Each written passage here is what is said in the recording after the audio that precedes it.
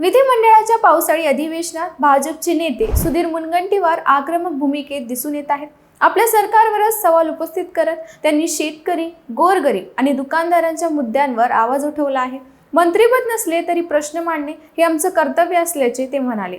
चंद्रपूरमधील खत सबसिडी गैरप्रकारावर कारवाईची मागणी करत त्यांनी जिल्हाधिकाऱ्यांनी घेतलेल्या भूमिकेचं स्वागत केलं। तसेच दुकानदारांवरील कंपन्यांच्या दबावाविरोधात आवाज उठवत लक्षवेधी सूचना दिल्याचे त्यांनी स्पष्ट केलं। राजकीय चर्चांदरम्यान शिवसेना उभाटा गटाच्या ऑफरविषयी विचारल्यावर मुनगंटीवार म्हणाले की अशा चर्चा गैरसमजुतीवर आधारित आहेत। उद्धव ठाकरे भाजपवर टीका करणार नाहीत अशी अपेक्षा करणं चुकीचं आहे असंही त्यांनी ठामपणे सांगितलं।